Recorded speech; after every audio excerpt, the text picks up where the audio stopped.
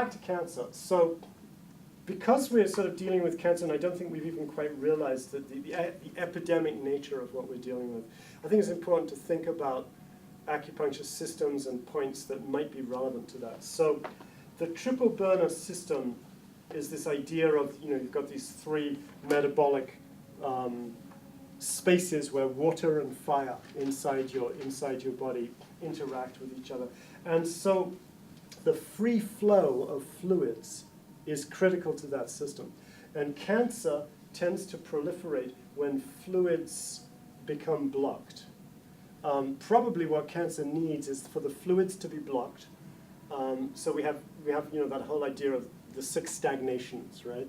So chi stagnation, heat stagnation, cold stagnation, damp stagnation, Blood, phlegm stagnation, food stagnation, maybe there's some fire stagnation there too. There's a bunch of them. And so when we get these stagnations starting to occur inside the humors of the body, then, and I'm sure that's occurred for humans since the beginning of humans on the planet, we also potentially have toxins, like carcinogenic substances, held inside the body. Because oftentimes our body doesn't know what to do with carcinogenic stuff. If you're lucky, you just excrete it. But if you're not lucky, maybe you store it. And maybe sometimes whether or not you excrete it or store it is a little bit random, or it has to do with the nature of the poison, or it has to do with the nature of your genetic predisposition and how you respond to the poison. Or it just has to do with chance sometimes, perhaps. But once we have really nasty toxins in storage, and then on top of that we have stagnations, that seems to be the germinating focus for cancer to develop over time. The toxin sits there, all the cells around it are stagnant, the fluids are stagnant, the energy is stagnant, and so the cells start to mutate, and so we have cancer. So, bladder 43, bladder 51, bladder 53 all relate to this idea that these points are potential control points for the huang and the gao, for the membranes that surround the organs. And it's very often by moving the energy in the membranes that you clear these growths. And the Neijing is quite clear that the soft and the hard lumps, because they had tumors back then, and they described them in the Neijing.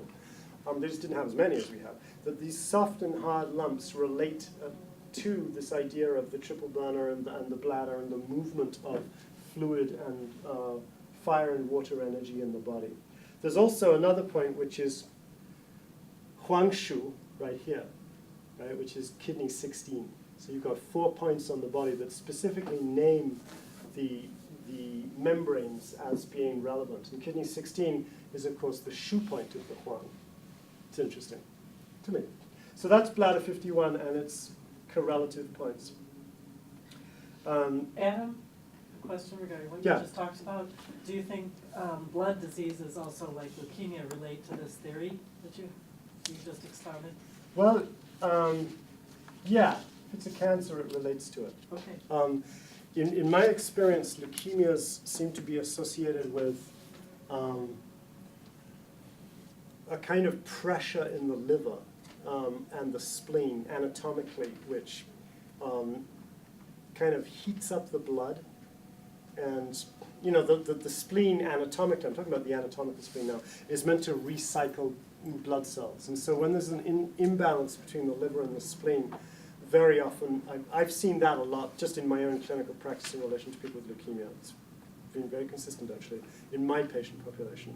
I'm sure leukemia has other kind of connections, but I've seen this sort of way in which the blood actually just kind of doesn't get cleaned because the liver has to clean the blood, and then the spleen actually physically, the anatomic spleen physically has to filter the blood, and there's a movement of qi this way through the body, qi and shen. And when it comes across through the diaphragmatic region, it's energetically moving liver across to anatomical spleen. That blockage there seems to set people up for leukemia. That's what I've seen.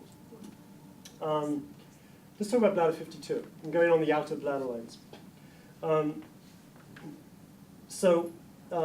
Bladder 52 is the housing of the will.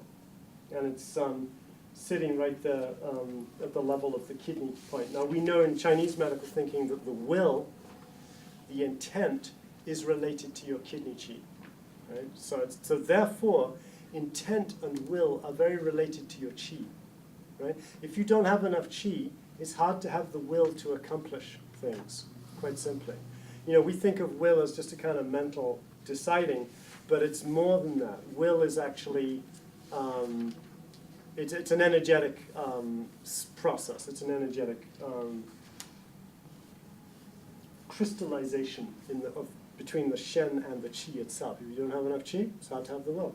So, and then we go all the way down to bladder 53, which I had just mentioned, Bao Huang, which is at the level of bladder 28.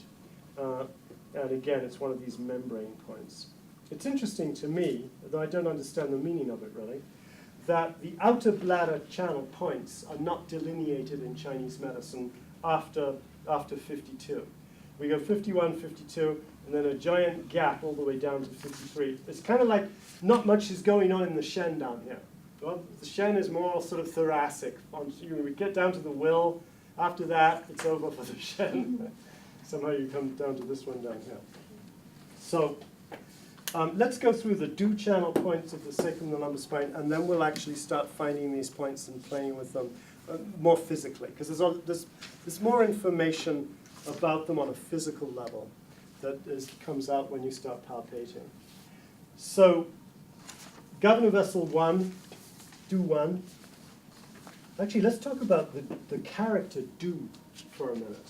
So the du channel is this channel that runs up your spine. It's one of those fundamental, it's one of the 4 fundamental channels of your body. It's fundamental because it's singular. All the other channels have bilaterality, right? But the du, the ren, the chong, and the dai, they're all singular, fundamentally, in a sense. So the character du, actually, you know, I'm hoping I get this right, but it's not a guarantee. It's like that. That's the modern way. Is that correct? Do you write Chinese? Anybody write Chinese here? Sorry, I assumed that.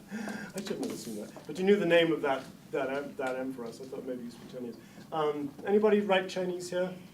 Good. Is that the correct character for du? It's not the. Can you correct me? I had a feeling I was wrong. I know how to do it the ancient version of it, but I don't know the modern version.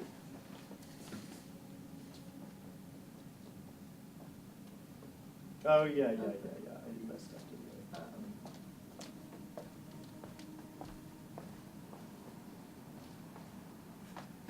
No, this part is like just one. Not in ancient times. This is the eye. This Yeah. is the sun. Right, in ancient times it was the eye. Oh, really? Yeah. So, thank you. So, that's how you write it nowadays, and I'm going to write for you how you write it anciently. Because the ancient character is actually sort of what gives us the clue to its meaning. What is the meaning of this du channel? Anciently, it was written like this. It's going to take me actually, let me just, oh, no, excuse me. I love Chinese characters. I'm just not very good at them because my head is full of ancient versions of them. Okay, that's how it was originally written. It was a picture, the du channel is a picture of slaves or agricultural workers, it's kind of one and the same in Zhou Dynasty China, picking beans off a trellis or off a pole, really. You've got this pole, and hanging down from the pole, you've got beans. Crazy, right? Beans. And you've got these hands, this is the hand of your slave person, picking the beans, and then you've got the eye, the physical eye of the boss, the overseer. And so the slaves are working away picking those beans, and the boss is watching the whole thing, and that's the meaning of this channel, okay? That's the meaning of the du channel. The du channel is, well, this table is so fragile. The meaning of the du channel is this eye consciousness that oversees some kind of exchange, some kind of work exchange, some kind of process that's taking place. And in this character, it looks like beans hanging from a pole, right? They're being plucked.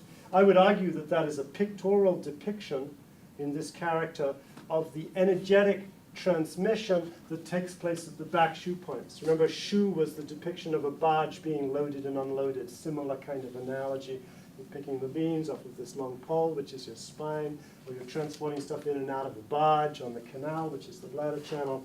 But the whole thing is being overseen. And so do ends up meaning controller, overseer, boss, guy who's in charge of things. So this is the in-charge energy for the human condition. It's that which enables you to get upright in the face of adversity, right? That's the one in charge. That's the one that puts your pants on in the morning early and gets you exercising, for example. So no, that's the do channel.